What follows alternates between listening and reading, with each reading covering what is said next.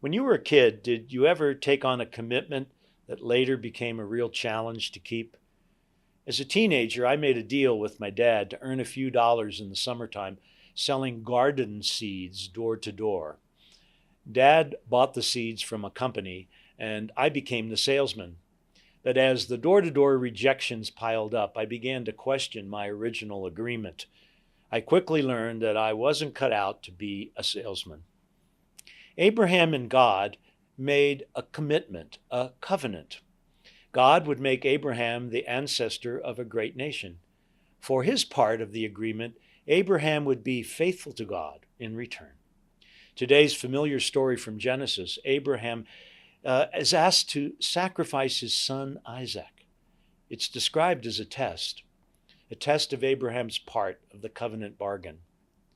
The demand God makes on Abraham may make us squirm, but scripture scholars suggest that the story was actually meant to discourage Israel from the child sacrifices carried out by their neighbors. It's also a story of fidelity. And that's where my teenage sales experience comes in. A commitment between two people calls for faithfulness until the end, no matter how difficult things get. Abraham believed in God's promise, even in the face of the most difficult challenge imaginable. As I noted last week, Lent is our time to examine our baptismal covenant with God. As we share the Church's task of preparing candidates for baptism, we're all challenged to examine our baptismal covenant during these Lenten days. And so let's let the particular challenge to self-denial, fasting, our traditional Lenten penances, remind us of the scriptural call to fidelity. The apostles in the Gospel of Mark frequently are shown being put to the test of their faith in Jesus.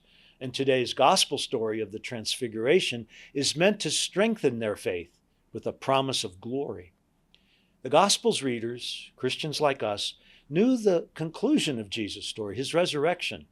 They retold the story for us so that we might be affirmed in our baptismal commitment whenever it is tested.